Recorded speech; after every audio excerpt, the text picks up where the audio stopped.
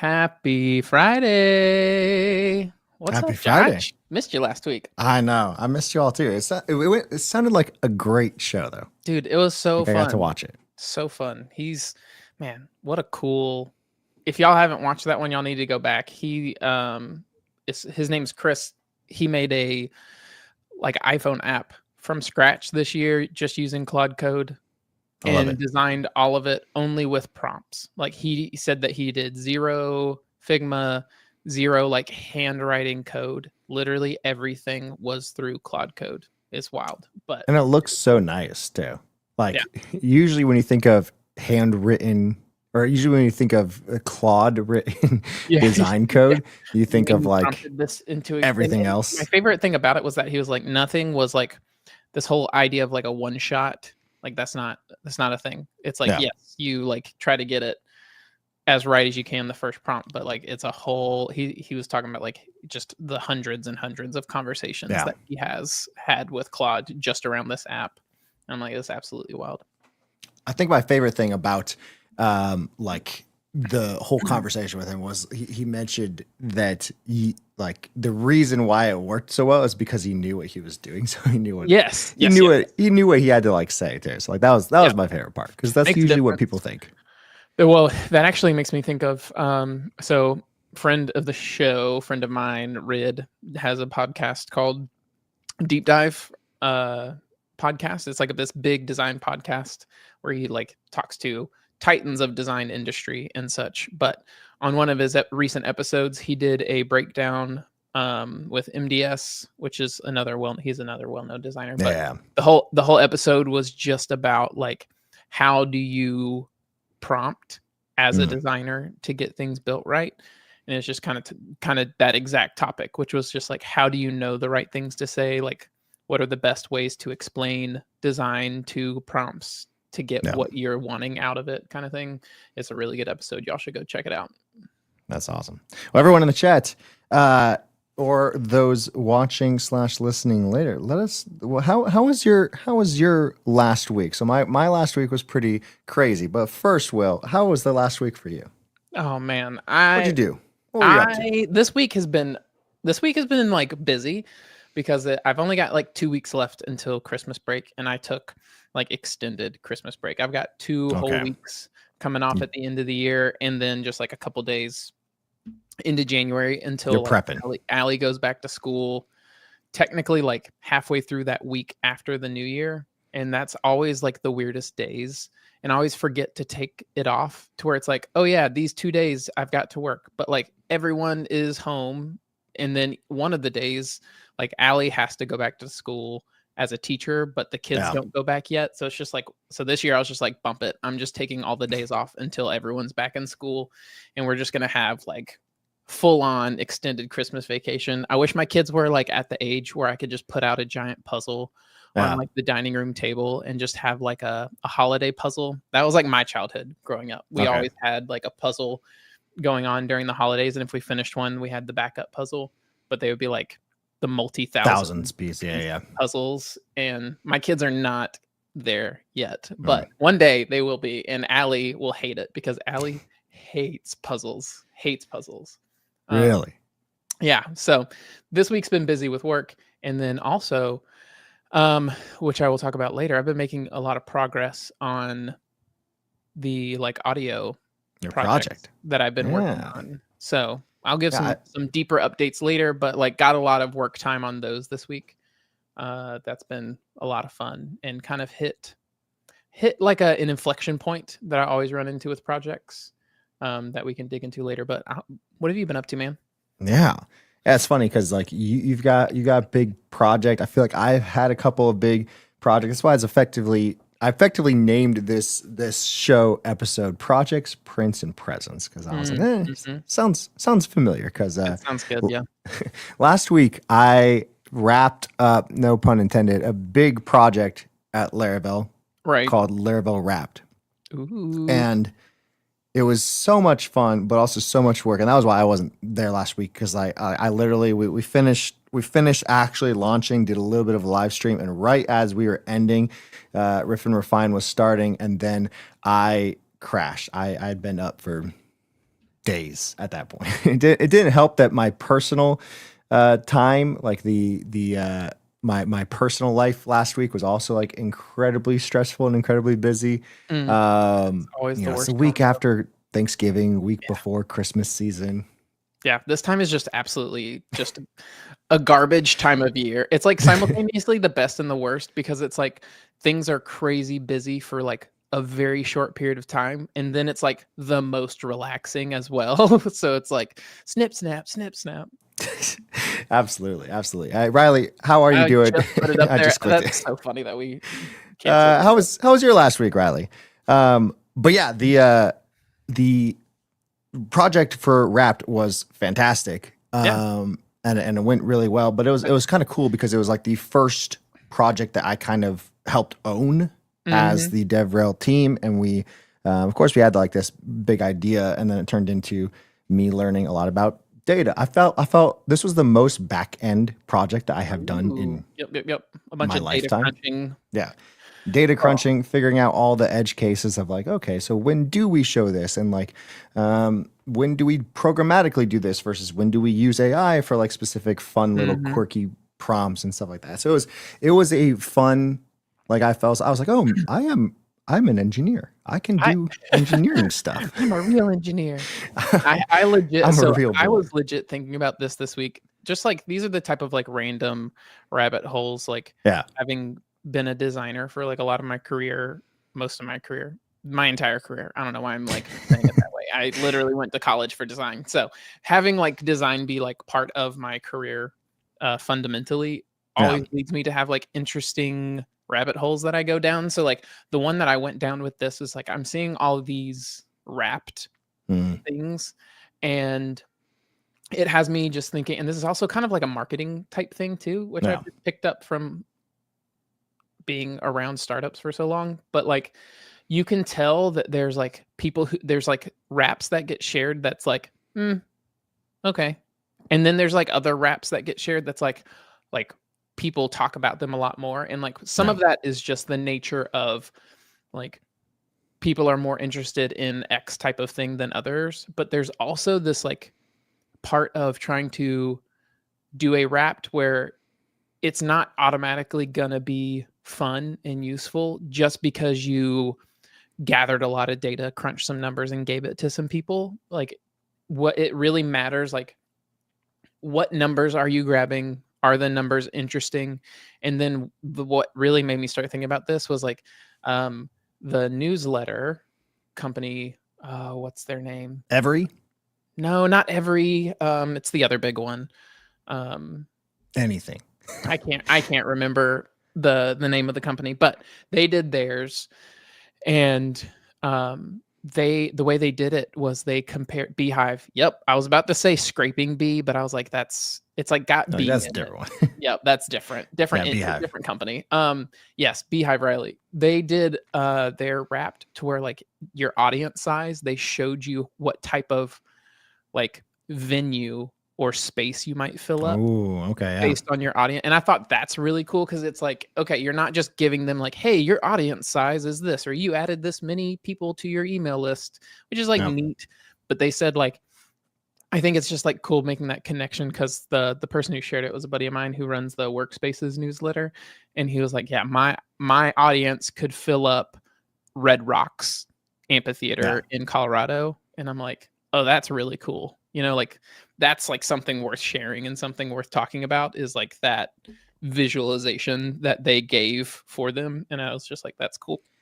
That was exactly like what we were thinking of. And like one of the things is like, okay, this is not just like how do we make this so it's not just us jumping on a trend? We wanted to ship it as quickly after Spotify Wrapped, and I'm glad that we did it before a lot of other places did Hmm. it before it started to become stale. But Yep. then, like two, like you said, it was one of those things that okay, this is our first year doing it, so it's not going to be something people are waiting for, and you have that going for you. So it's Hmm. got to be things that make you stand out. I think the two things that I was excited that we kind of shipped was we did this fun customizable OG where it was like Hmm. instead of sharing a Yes. picture, Yes.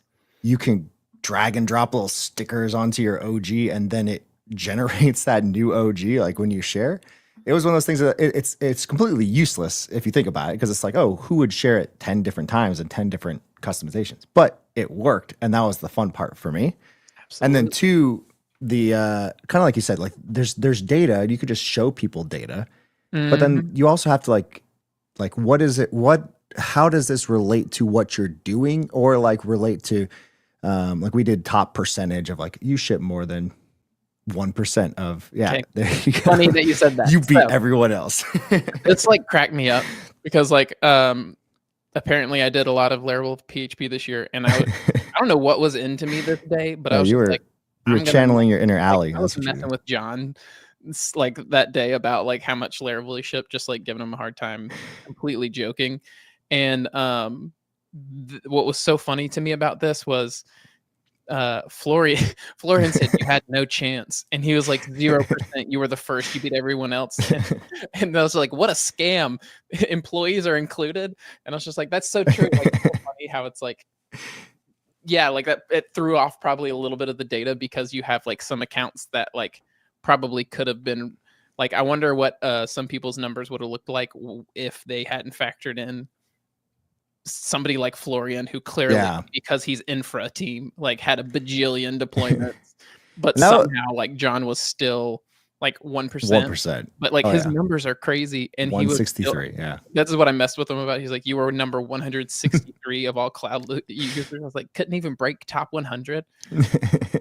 that was the part that I had to, as you know, both myself and you are rather perfectionists, if you say. Oh yeah. Yeah. So like I had to stop myself and like of all like these edge cases, because then a bunch of people tell me like, okay, if people are digging into how you gathered the data, you're probably doing something right. So I was like, okay, I'll stop it there. Yep. But it was fun. Like the midnight deploys is also one of my favorite like little stat, because we don't capture individuals users. We don't say, oh, you're in X time zone. Why would you need that in a cloud deployment?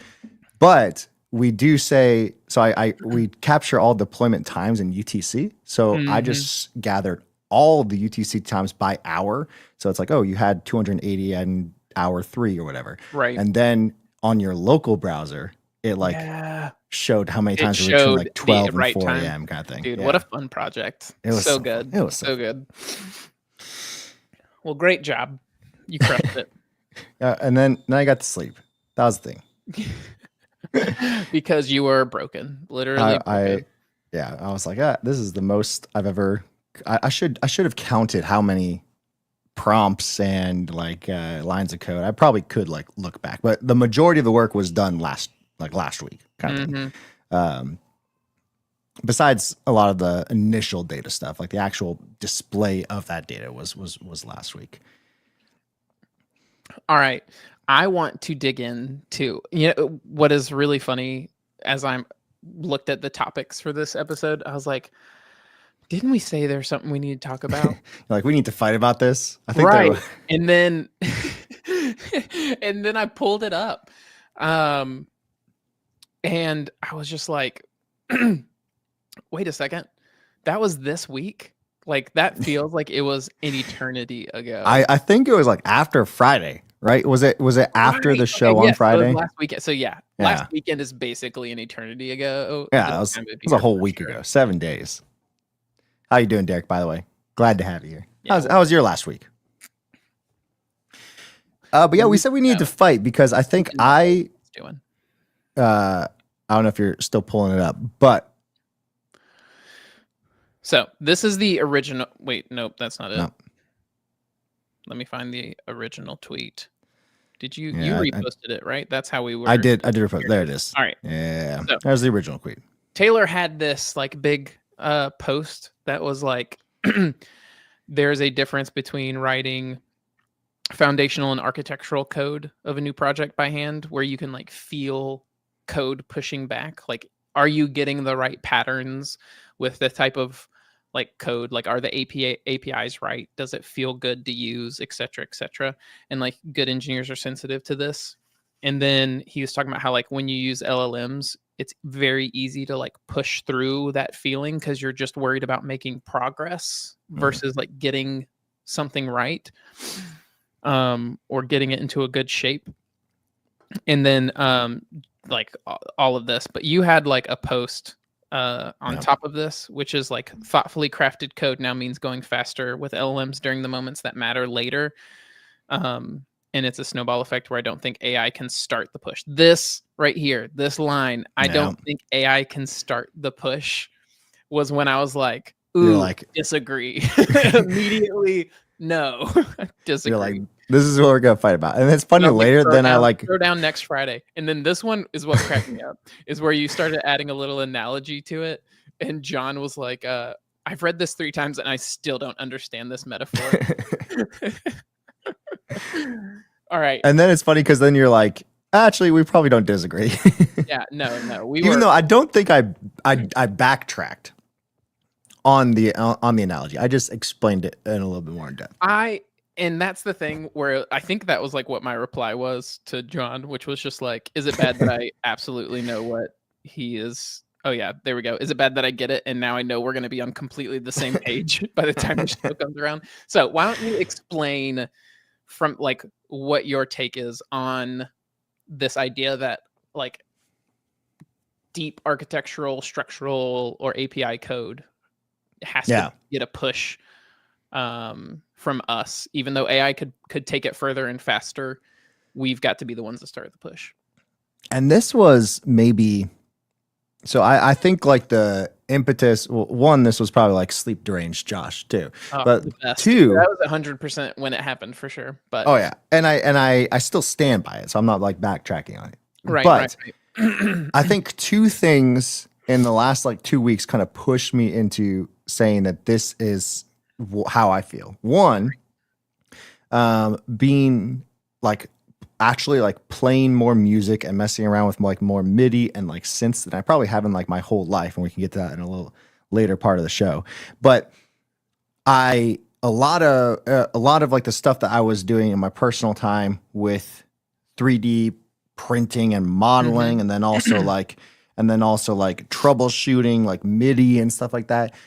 Like I started to realize like AI sucks at almost anything that isn't like writing code. Like either writing code or like giving you answers to like, oh, like what's the best recipe for how to like make this chicken taste better kind of thing. Like anything that's not Google or writing code, I have not found a good use case for AI. I still love AI. I use it a lot. But for those two use cases outside of it, I have not. And so I was mostly like frustrated with like, and like I think I talked about it before, I've been using Suno a lot. And I am not of the stance of that. There's a lot of people who are like, Suno is not real art. I can see that. I don't know if I fully agree or disagree. But I do think that I will not like listen to a full album of just AI generated music. Right. Because I think there's this aspect of a tool not being the actual generation of creative input. A tool being the expedition of creative input. And so when I was building out Wrapped, I like used AI a lot, mostly to generate SQL queries to gather data, because I was like, I need all of this specific data, and I need to join a whole bunch of different columns, and I'm not smart enough to like remember how you do like a whole bunch of joins across like 14 different tables, and like I want it all in one, and like then I'm filtering it because I'd rather do that most on the database level rather than gathering everything and doing it all in code. Yeah, much better to just do it. Cool. And so the whole thing I was thinking of is like, okay, I'm using AI to generate SQL queries, but I am specifically saying these are the CSVs that I want to download to then start off this infrastructural code and architect around the data I want, rather than having it think this is the subset of data I want. Okay. And so by that tweet, the thing that was kind of most on my mind is the more when I start off a new Laravel project, for example, I do Laravel new, which automatically installs Boost. And then before I even type any prompt, I download the composer packages that I need. I run all the PHP artisan install commands that I want. Like let's say I'm like doing one for like an AI thing. So I'll download like Prism or OpenAI PHP, and I'll download like Filament, and then I'll create all my models. I'll create all my migrations. Okay. And then I might even create like a specific route just to make sure like I've gathered everything up. And then I will have AI started. And I feel like because I have started AI so many times where I'm like, okay, this is a blank slate. Mm-hmm. Go and do the things I want to do. Mm-hmm. And usually it's either takes a lot longer or I have way more revisions than normal. Yes. And so my tweet was under this influence of, I think AI makes me go fast, but I never like jump onto a snowball that AI started. I push the snowball and then I let AI like take it down the rest of the hill. Right. Right. Okay. Derek said that he thinks that when AI creates something naturally, like when AI creates something that naturally evokes heart or soul, that doesn't feel right because AI is making heart Interesting. and soul from a logical place versus feelings and experience. I think what's interesting about this is that I think I agree and both agree and disagree Okay. with you, Derek.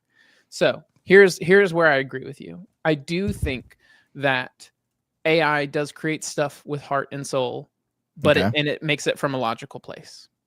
Hmm. Now, what I like also agree with is that it can feel off, especially to you being the person that you are. Like if you're the one making it, it could definitely feel off, and there's a reason for that.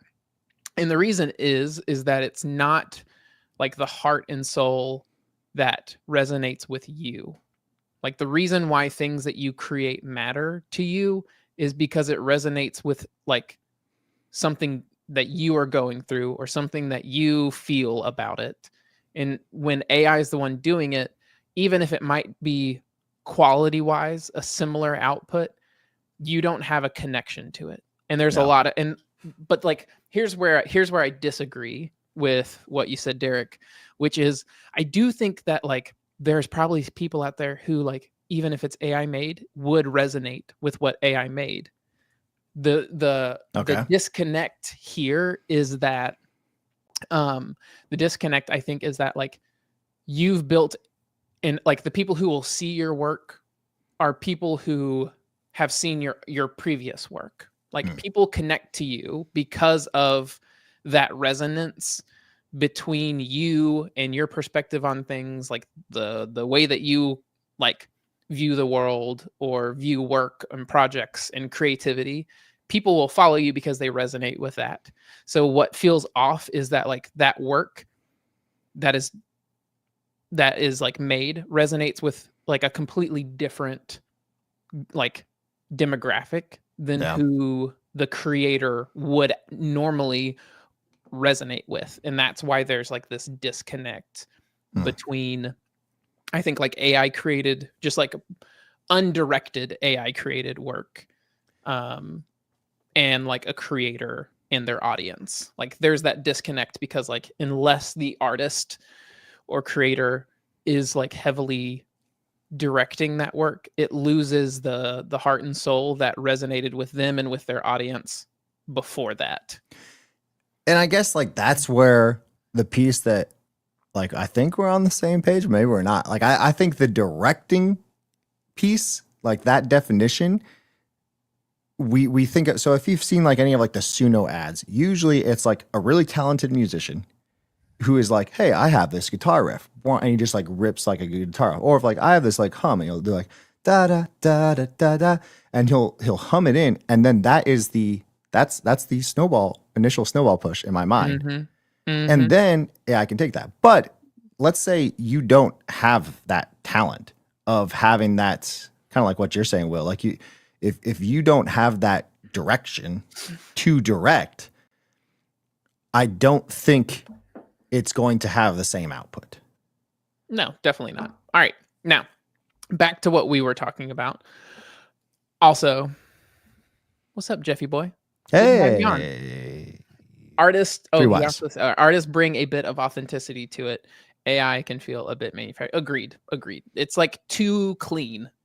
Like we love a little grit. We love a little grit in the work. All right. So here is where Let's I do it. disagree Fight.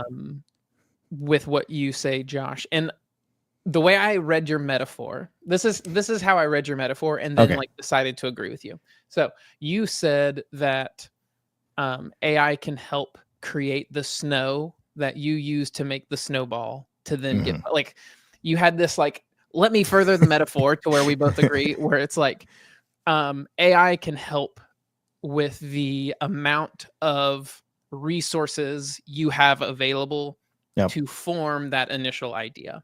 Yep. And that is like the part that I disagreed with. Like when you said like you don't think AI can start the push.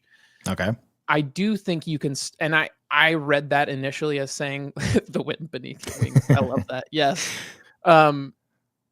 AI can, like, the way I disagreed was like AI can help because what I call it is the AI sandwich is my Okay. metaphor. So I call it the AI sandwich, where you start with AI, and you start with AI by going like really broad, like especially if you are not very familiar with a topic.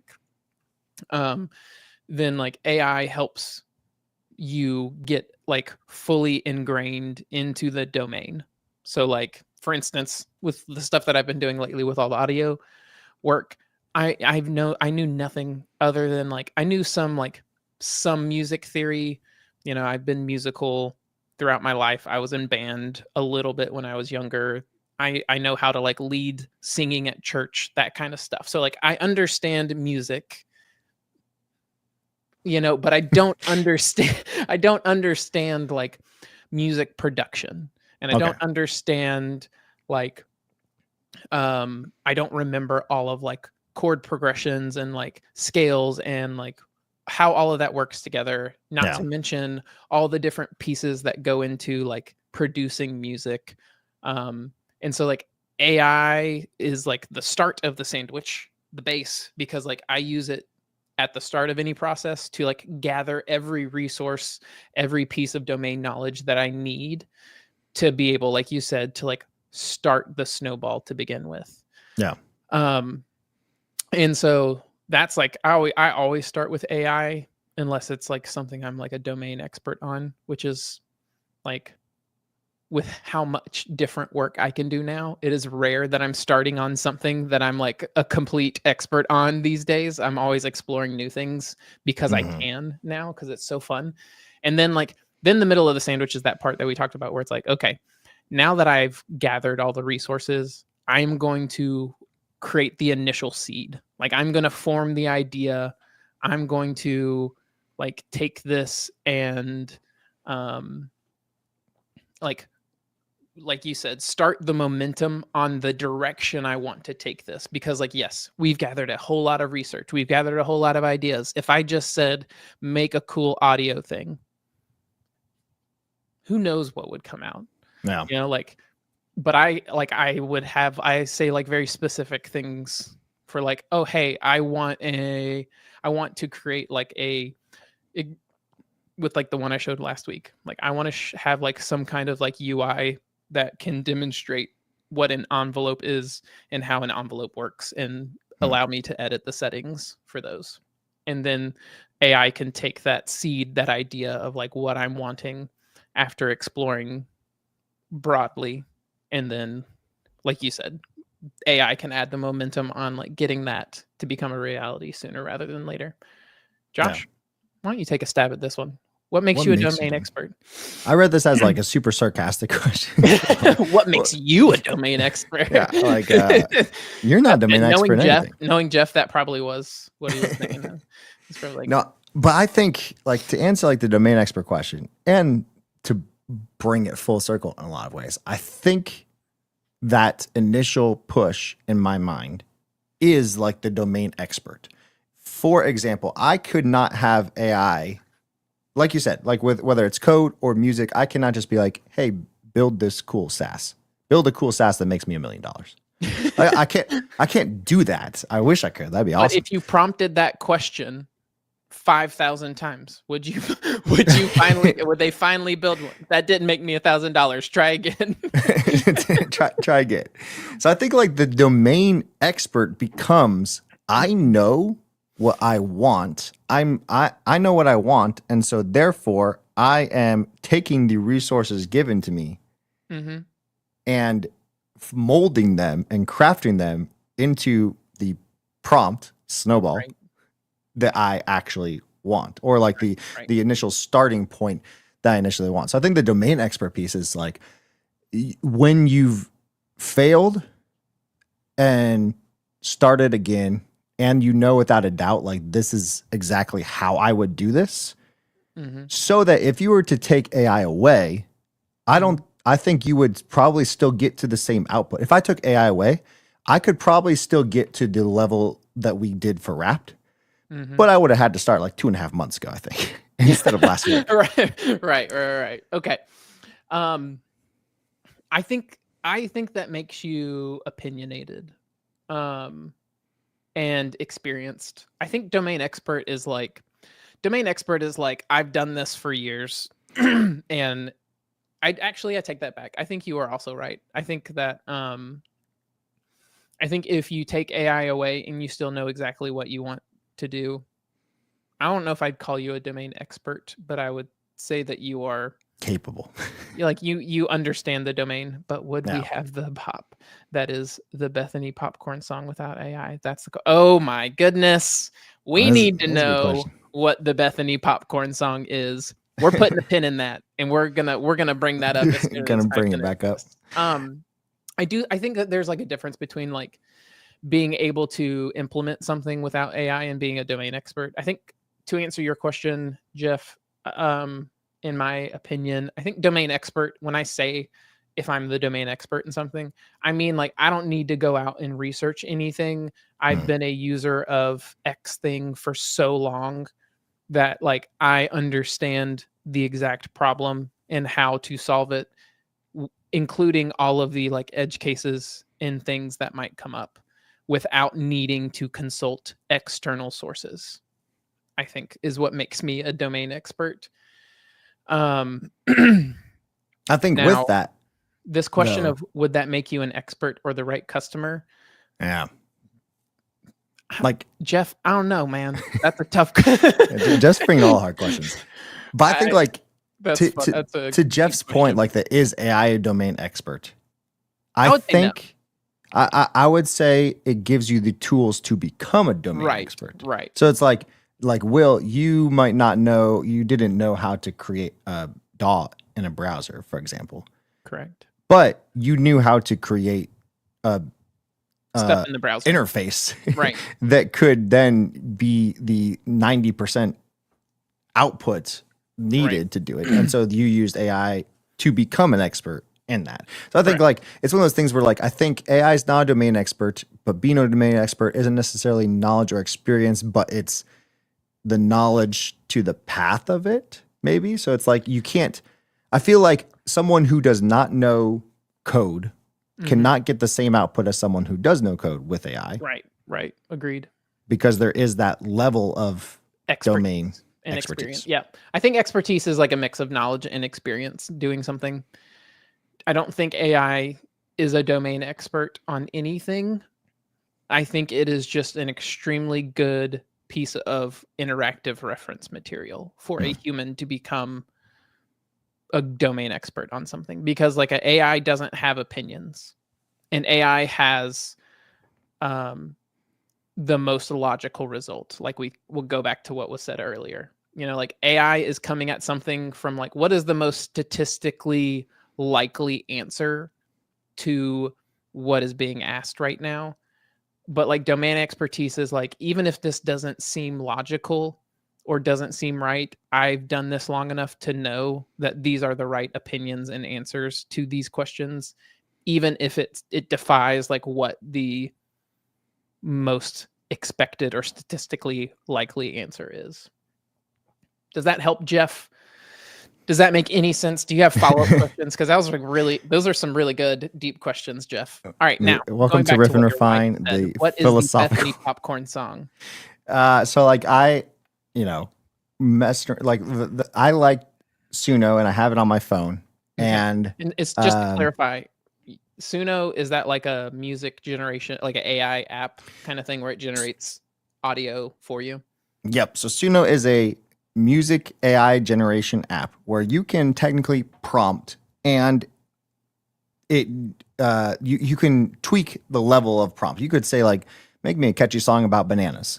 And like, it would generate a catchy song about bananas, but you didn't necessarily generate it based off like specific, like genre. You I was gonna can say, give like it. Mid Journey, where you can say like create this as Yep. if it's like shot through 100 millimeter lens at this angle. Like you can get as detailed with the prompt to get as Exactly. professional of an output as you want. So like the more you know about music, the like more fine tuned the output could be.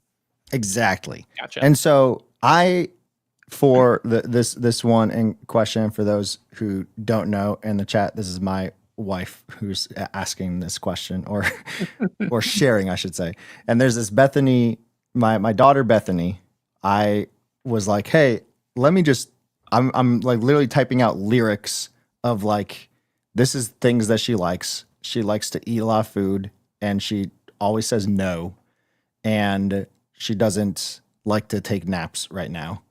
And so I wanted it to make a catchy song in like the style of songs that she normally liked. And it like within like 4 or 5 revisions, it became like a really catchy song that now like both my daughters want to listen to all the time. Dude, I love that. That's so funny. And it's fun because it's like, okay, I probably and I could like write a song for them, but like the fact that I could do it in like an hour and it'd be something that like they can play and like dance to, and they don't like at this point in time they don't care like that I wrote it or that it was like this Right. female pop voice kind of thing. Right. But they do like that it's there, and because it says her name, Yeah. because It's it even more says special things that for they her, right? like. Yeah. Yeah. That's super. And in my thought, like with AI generating music, to wrap up like the snowball question, is like I know then of like what the output I would want from a song, and I think I've done and maybe that's it. Like if you have not built a snowball, I don't think you would know if AI actually built a snowball the way you wanted it to. But since I know what a snowball should look like, regardless if AI tells me this is a snowball and it doesn't, this is actually a snowman. Like I know the actual snowball that I want to like keep rolling down the hill. The metaphor is beginning to break down just a little bit, but I think I understand. That's actually a boulder with like a speck of snow on it. No, that's not a snowball AI. Right. This rock has a dusting of snow on it. Yeah, that looks like a snow queer. You're absolutely right. Exactly. Oh, all right. Enough with that metaphor. Enough of that metaphor. So we decided that like we both kind of agree and disagree. The end. The end. We agree. AI is useful, but I think Never going to replace us. There we go. This has come up many times that like what provides meaning into the work is that somebody is directing it in a way that like where the output will resonate. I think that's the key. Like if I was going to get anything from this discussion, is that like, and even like to what Taylor was talking about, it's kind of the same thing where it's like, it doesn't matter if you can make the thing. If it doesn't feel right using it, then you didn't make the thing. Yep. You know? So, and that takes having something resonate. And whether that's like API design or like an actual like product or a piece of art, the only way that it can resonate is like human connection and like that human part of whatever you're making. Yeah. So only humans can feel vibes. Yeah. Yeah. There we go. That's it. Call it. Even though you can vibe code, they can't. You can't feel vibes. They can't vibe back. We'll create our own like startup. Get into YC, and that'll be the tagline. Yes, there we go. A vibe coded app that can feel vibes. All right. On to the B-roll. Two things. One, I just got a reply on Twitter from Simeon, who just got the like educator position at Planet Scale. Oh. So interesting job update. He moved from Sanity. Yeah, I was about to say the CMS Sanity. He moved from Sanity, and I guess, moved over Planet Scale to continue doing education work. But he commented and said, "Is this going in the podcast feed? Question mark." And I said, "I don't know. That's a great question, Josh. Are we ever going to dump the giant backlog into our podcast feed?" Let's say that becomes an actual Christmas present from your hosts so at Riff and Refine. Here's our Christmas all present 25 episodes that we've ever done. This giant package of episodes. This is a good question for B-roll then, and for anyone in the chat. Should we back date everything, or just dump them all, or just like all in one day? Just say all in one. I think back date. You think back date them? I don't know. Actually, that might be good because, like, what if we get big one day? Yeah, you want to like look one back day and, we like, become famous. Then like everything looks good when everyone goes back to try and do everything. Like, oh, they had like 40 episodes in a row.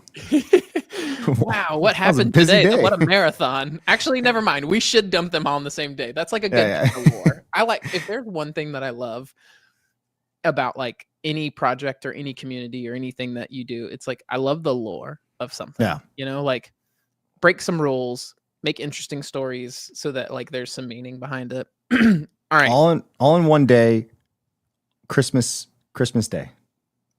Ooh, I like that. I'm not going to hold you to it because Christmas Day with small kids is like the most important thing is family. However, if I can schedule it, we get it done ahead of time, there you go. And we just have the audio file, like everything sitting on draft and transistor, and we just press publish that day. Yeah, you can schedule ahead too in transistor. So that might be the case. Yeah, just schedule ahead. Yeah, you should schedule them to be like 5 minutes apart, like. So that like every 5 minutes something new shows up in the feed. and then speaking of like AI, then I'll just like have it just generate a whole bunch of clips. So like it's like Christmas Day, all you see in the feed is just Riff and Refine clips, just us. Yeah. Wow, they really don't care about their family. They're on here. Look at all these clips they're posting. All ahead of time. Yeah, not on Christmas Day. Schedule ahead of time. There was another piece of B-roll. Kind of. It's like a mix between B-roll and a topic. We have a sponsor. One day we'll actually try and do that. Maybe we'll make next year the year that we actually try to maybe find a sponsor. So yeah, I feel like a friends episode.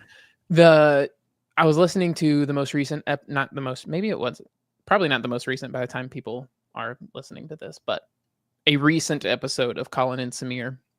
Okay. And they break down like the topic was in-person events for creator businesses was what it was. And like they were going into, they had an event in New York, Press Publish NYC. That was like the way that they're doing in-person events. They were talking about like how Mr. Beast did like Beastland in some country over there. The Emirates or Dubai or Abu Dhabi somewhere or something like that. Yeah. Somewhere over there. He did like Beastland and like wants to bring it to the US. And then there's one other one. The people, Dude Perfect, the people who do all the trick shots. They had an episode in the past where they talked to them where they were talking about doing something similar. Okay. Where they were going to have like some form of that. But like they go around and they do shows. And everything in-person shows. And like the whole episode was this concept of like how more and more creator businesses are bringing in this in-person piece of their like the business puzzle. And it just got me thinking about like how we've always talked about like what that looks like for us. And I think it would be super fun to do some version of an in-person event. And I know like the classic thing is to like, oh, we do a live show, so we'll do a live show at your conference or at your event.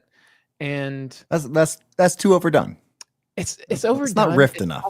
It also doesn't like unless they are like extremely well-known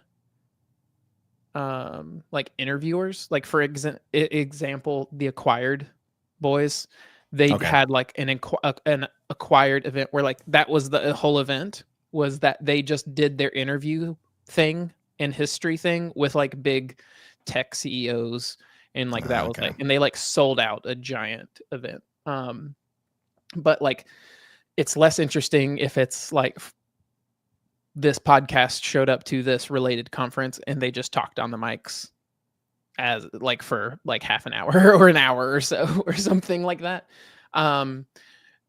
So like I feel like that's not that interesting. And we've No. talked about doing like, it'd be cool if we could do like a hackathon or something like that as well. So like I don't know, that's like something I'm thinking about. I think over break is like, how feasible is an in-person thing, and like what does that look like? And I feel like it has to be connected to an event, because I don't think we would have enough I guess clout is the best word to use. Like I don't think we'd have enough clout to like motivate people to like show up to something If it was when just us. we were the thing, Yeah. you know. But like if Has to be we part are of something. doing something for an event that is already going on, that feels like something that we could reasonably Yeah. work Like, if with the we're- conference people, like the conference things, to say like similar to how like the Mostly Technical pod had like the Mostly Technical party kind of thing, or like how Wire Live had the second day as like a hack day Absolutely. kind of thing, like something of that nature, where it's just like we love creating stuff.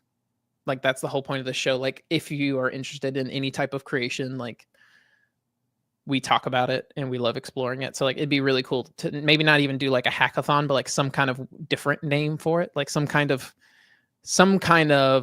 it's less about code, but like somehow we can have like 3D printers or like instruments or like something. I don't know what it is, but like something to where like people can explore creating something. Yeah. And we just Give gotta figure out what everyone that like a is. little Raspberry Pi or something, and like That'd be like hardware. That'd be so cool. like a hardware developer, some kind of MIDI, like everything that makes like Riff and We Refine. need to. Refine. That's what we need to AI. find, like some kind of like creative conference where like music is involved, because like that's like the one topic that I brought. The AI one I knew was like that's going to take up our whole first slot. Yeah. So I just saved my one thing for the end, and like I'm all in on this stuff. It's so fun. There you go. Yeah, I agree though. Speak of like the in-person thing. I think that's a good goal for next year. If our two things that we got done next year, like, and maybe like next week we can do a whole wrapped and reflecting on Riff and Refine this year, and maybe Jeff's like in. that'd be fun. Jeff's in. There we Also, go. Jeff, if your sauce is open, you probably need to go close it, because your son will probably spill that everywhere. There we go. dad developer joke right there. But yes, that's like on my mind of like that'd be a super, like I don't know what the right ingredients are, because it would be so easy to like have it flop. But I'm sure we could find something. No, I think if those are like our two goals, in person and one sponsor, or even just one sponsor at the in person. There we go. It was a successful year. It'd be like, even like, I don't know what the framework computer would be dope. Another one that would be dope is like I guess this is noise. Yeah. This is like noise. Yeah. A company like that where they sell the pieces to make instruments. Yep. Like I think it would be super cool, even if people are not that into music, if it's like creative people or tech people, or somehow creative and tech people, if we gave them enough, like a lot of these companies come up with things that are not super low level. Yeah. You know, like if we gave them the framework to say like, hey, here's this technology from this company, here's what it does, and here is this basically like framework, think of it like a Laravel, where it's like this is like batteries included kind of thing, to where like there's a minimal amount of work that you have to do to create an instrument, and like your job for this event is to make make some one of a kind instrument. Yep. and here's all the supplies and the things that you need to That'd be be so able cool. to do that. And then at the end, everyone can try to play a song or some kind of musical thing with the instrument that they made. That would be so fun. That'd be so cool. And then I we love can it. get sponsors from those people who actually make the musical hardware that comes very well thought out and mostly done and just needs a small amount, like what you were using for your guitar stuff. Yeah. No, I love that. I love the idea. That'd be fun. That's solid B-roll. Solid B-roll. And my only other B-roll thing I have is I'm scheduling next week. For next week's show, we do a recap. What worked? What didn't? Yes. Okay. That's what I was gonna say at the end, where we need to have next year week in review. year in review. There you go. Aaron Francis said he would listen to. Shoot. He would listen. We might to need to do it a day review. early. Let's do it a day early. Next Friday is officially a half Your start. day. Okay. I need to double check. I'm pretty sure it's a half day, and we're out of here at noon, headed to my folks' place. I'll double check, but We might break our one rule. we might break our one rule for the end of the year thing, just to make sure we don't miss it, so that we can do a year in the review kind of thing. There you go. Perfect. All right. You put on here this funny little line: big problems, small problems. Okay. What's up with this? Big problems, small problems is something that I ran into this week. And it has to do with what we were talking about with AI. So we had this big metaphor of the snowball. And in reality, it's not ever just one single snowball. It's a bunch of snowballs, and the way that it's just kind of worked out is I don't even know if this is, let me see if this, okay, so it is working. So let me just show you. It's always good. Let me just let me just make sure that this thing is in fact working. I'm going to stop screen sharing and add it back so I can do the audio for it super quick. There you go. Yes, Jeff. Snow cube. And then we'll add this back in here. All right. So this is one track of this project where I'm okay, I am trying to just see if this is possible. I want to see if I can make this canvas view where each piece of creating a digital instrument is a node, and we can change these settings or whatever. And when you press keys. Okay, we can't hear that. Nope. No? No. Or at least I can't hear it. Okay. Anyway, so it is playing notes, kind of like the things that I showed last time. The little note editor is so sick. So the idea here being that what makes up a synth noise is all these different pieces. And you can connect them in a bunch of different orders and have a bunch of different effects, that kind of thing. And so I wanted to just explore building a node editor. I've not gotten to the point where I'm actually exploring the node editor. This is all just vibe coded garbage. All of this that you're saying is vibe coded garbage, because I just needed to prove in my mind, proof of concept. Can I build this data structure? So it's this graph data structure that tracks all these nodes and then is able to send them to an audio worklet to then process the settings into the sound that gets output by the speakers. So that was this big piece of the project, and I did it. It's working, and then it gets to this point where there's there's some rough edges to it. It doesn't feel some parts of it don't feel right with the sound. And so now I've got to dig into that. And it's this idea of okay, there's this big problem of can I create this graph data structure and have them be pieced together to output audio? And there's that's this big problem, and it worked. Yeah. But now I'm into this like, okay, that worked, but now there's a lot of details that aren't quite sitting right with me. And so there's these small problems. And like when I start getting to the small problems, I can't do this anymore. Like I can't do like vibe coded output garbage. Yeah. Because then I can't tweak and I can't fine tune and I can't like I just start getting like overwhelmed and frustrated of like this may have the functionality in there somewhere, but I don't have a way of getting at the functionality that I want and tweaking it. And so like what that then turns into is like transitioning from like big picture view, big problem view to like small problem view.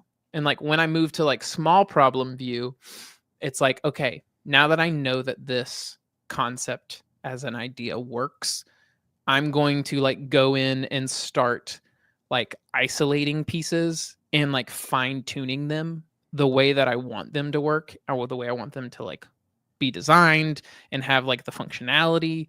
And so like this is like I was editing it just before I came on, so it's in like a bit of a like broken UI state because like I ripped it out and I've been slowly like restyling it, fixing like rough edges with things.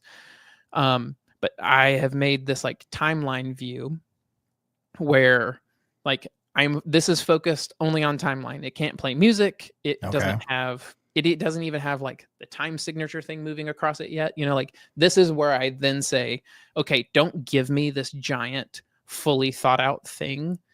I'm going to go, and I still do this with AI for like pieces of it.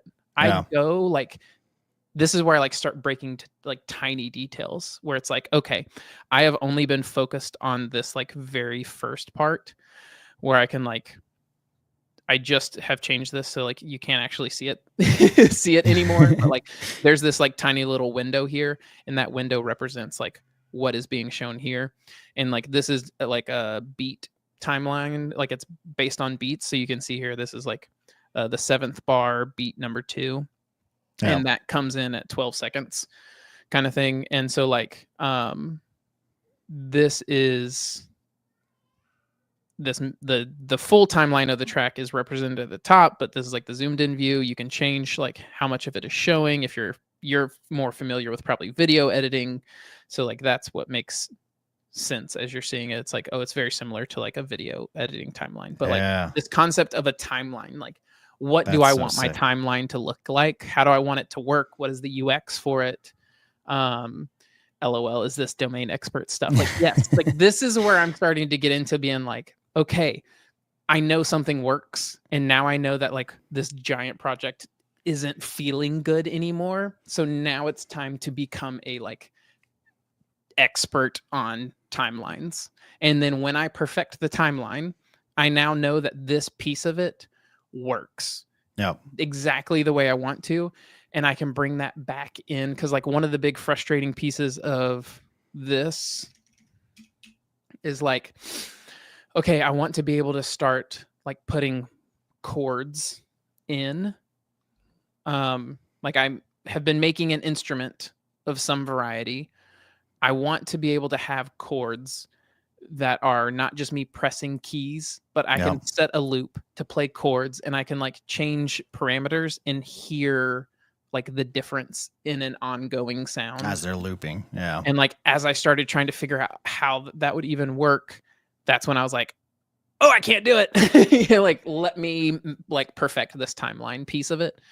And like, then I'll do the same thing for all of it. So like, once I do that, then I will like probably try to like perfect this like MIDI editor that I'm going to build, which is going to be like, you can kind of see it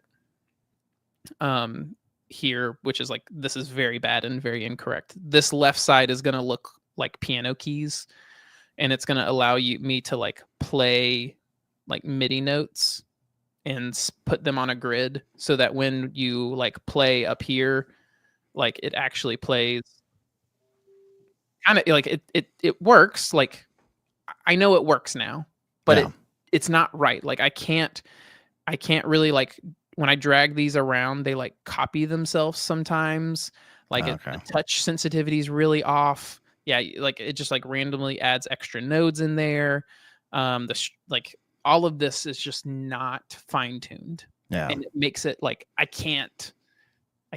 So like that's like this like big problem, small problem thing where it's like with a lot of this, especially this new domain stuff, I like go after the big problems. Like, can I even get this working? Does this idea I have, is it feasible? Can I do it? And then once I prove that out and it's now about like fine tuning, then it's like, okay, I'm not vibe coding junk anymore. Like we're going to get in here and we're going to like engineer this and like create like really good, well design engineered UI and interactions for this stuff. That's crazy. Yeah, that is what next you're gonna start like big topic that kind of came up because I don't know, like my brain just like this happens every time I do something new. Like I get to a point where my brain just like stops working. And like I can't do this anymore. Like there's too much new. I need to like take a break, let things settle, and like while things are settling, as I'm trying to like absorb a bunch of new knowledge, like I'm going to go back to the things I am a domain expert on. To your point, Jeff. So like you design engineering, like, okay, cool. Like let me take a break and like fine tune these pieces of like what I'm building in an area that I feel like extremely knowledgeable and won't be like trying to like continuously shove new information into my brain and let my brain process stuff for a while. That's crazy. I see what you mean now by like the big problems, small problems. Yeah, like because like it's all in, especially for stuff like that where sound is so precise. It's you can't have like, thankfully the APIs in the browser, you can't have like, oh, this is, you could, but it's very hard to do like half decibel like or like semitone down where like you meant to play an A, but this is actually like a B flat kind of thing. Right. But like, so at least like those small problems aren't there, but you still have to be precise in like, you know, that MIDI editor or like when you play, it needs to have the same delay so that you're playing with what you're listening to. Yes. Yeah. That's a big thing too. There can't be like lag between what you're doing because then latency. Like that breaks music. Like you can't play something and then have it be delayed. It just breaks your ability to play anything. So yeah, like stuff like that. And like one that's been like super frustrating recently is with like a web audio API, you have to play any type of audio, you have to spin up what's called like a voice. Okay. Inside of the web audio API, and that voice has settings to it, and it plays when that voice is playing, it plays the settings that you've set on it. And the more voices you have, like the less performant it is. So like with synthesizers, you spin up a new voice. Yeah. Depending on like the settings that you have, what keys you're playing, that kind of thing. And like there's this like really frustrating bug that I had to deal with where like when I would change keys, it would keep the same voice alive and try to change, like it would glide from one MIDI note to another, which is like sometimes a setting that you want, but it was so bad. It was so slow. Okay. And like the way it was handling it, it's just like everything sounded out of tune because it wouldn't just immediately play the right note sound. Yeah. It would like change. It would just like have this like discordant, gross sound. So lots of fun little details to like slowly grind at over a long period of time to get this thing working. I think the fun part, at least just like listening to do it too, is like you learn, and I'll talk about it in a little bit too, but like you learn so much of like, oh, that is how, you know, a synth engine works, or like, oh, that's how latency works. Oh, that's how like actual like the parameters on MIDI works. Like there's so many crazy things that you don't actually think about. It's just like within any form of development, you don't think of like, oh, like I didn't know that I had to, you know, redirect this particular proxy to my web server. Like all those things we take for granted now because we've done. Oh, it just works, right? It's just the internet. It's just the internet, right? Yeah. Yeah, just Cloudflare. As long as that's up, right? Like, we're good. You just put it in the server, you're good. Yeah. Put it in the cloud, and then we're good. All right, Family Friday. I want to know about these synths before I have to leave. Sweet. Yeah, this is a really quick demo. I have some synths that I want to show off. You see Allie's comment, dude, you better land the plane. You have to pick me up. It's not my fault, Allie. I'll do a really quick demo. Yeah, Eric, that's my fault. how are you doing? How was your week this week? We're wrapping things up, but I have some fun synths to show because now this is a music show. We're like Riff and Refine Music Edition, I feel like. There we go. But I got 2 synths over the last couple of weeks, and my guitar is not fully built out, mostly because I ran out of filament that I wanted because I've been printing so much and doing some tweaks. Mm-hmm. So now I have to I reordered some filament that I have to like retweak because it's like Right. every single piece like this, Mm-hmm. it has to be precise in how it fits. And Yeah. I've learned that those millimeters matter. And then also you have to like the millimeters, like how tall it is matters. Same with like the depth I'm and like so the length. excited about you getting into manufacturing. This was like my entire college education was all about like tolerances and manufacturing, doing industrial design. So it's like so fun seeing you go through it. It's fun.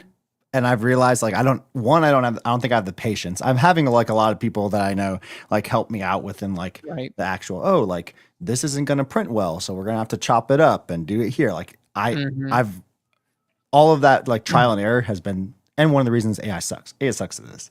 Hey, I can't do that. No, not at all. But I have 2 synths. I have this little gamma synth, Yep. which is crazy. It has sounds and like a mechanical keyboard. Mm-hmm. The left side has chords, where the right side has keys. Mm-hmm. And so you can be in key all the time. I could pick a specific key and then play it. So if I was to like turn it on right now. Let's do it. All right. So this should be on.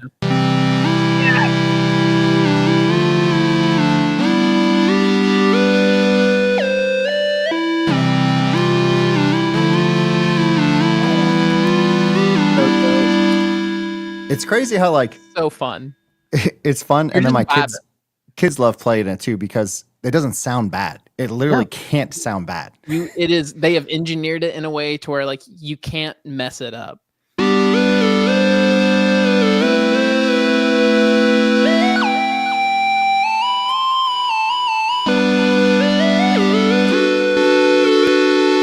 And I have learned from my research that that's all because of the music theory behind it, where everything's all in the same scale. So you can press any button and it's on the same scale, so it can't not sound like it goes together.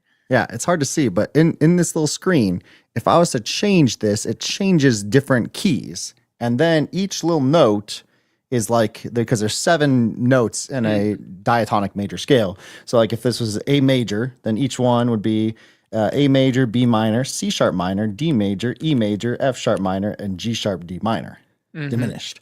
And so then it knows every single key. So I could literally play along with any song because it's in the same It's the key. same key. Yeah. It's so fun. Then the second synth, I'm building that into my thing. There's called like scale mode, where you can just like not allow keys that aren't in the scale that you're supposed to be. it's Little so details. cool. Similar This is to really that. similar in terms of like performance. This is called Orchid. So pretty. Orchid. It's really, really pretty.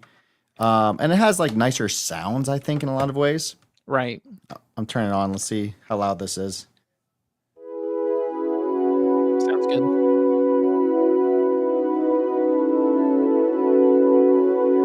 Very ethereal.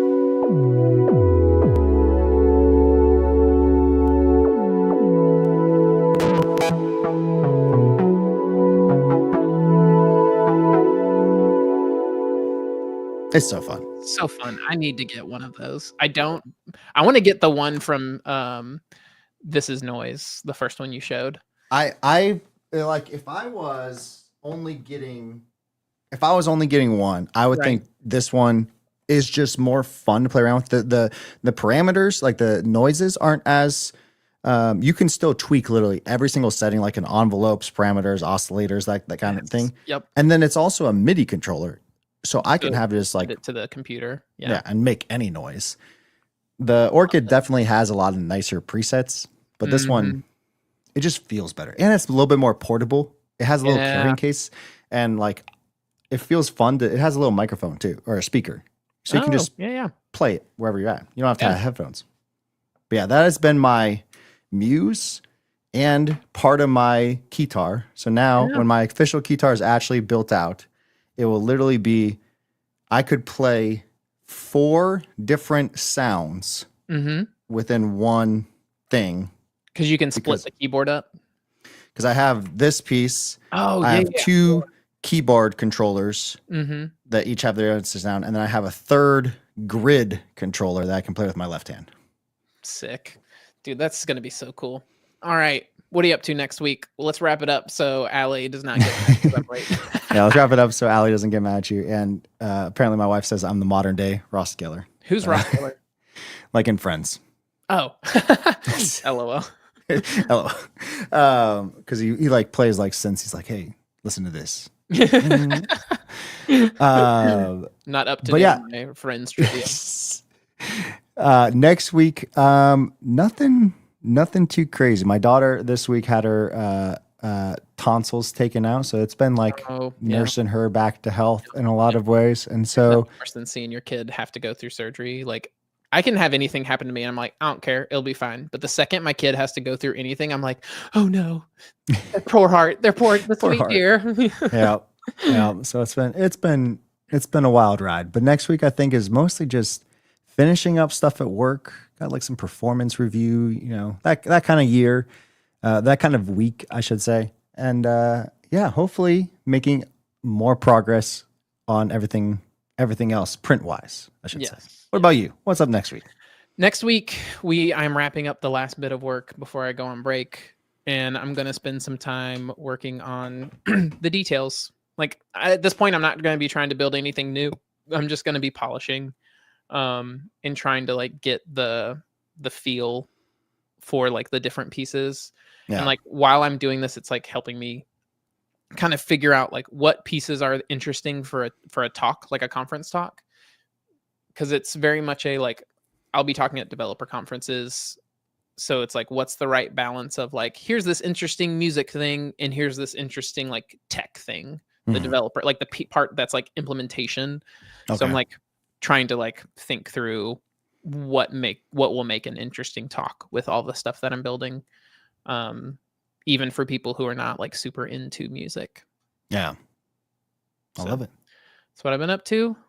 That is what I will be up Gonna be to. up to. Cannot wait for next week. We will have a fun year in review from the Riff and Refine fellas. Riff and refine, That's gonna be refined. 2025 refined. Yeah, there you go. We riffed, now we will refine. There you go. All right. The refinery. The refinery. The refinist, if you will. Yeah. All right. Put Y'all in the have a pot. good weekend. All right. Peace. See you, everyone. Happy Friday.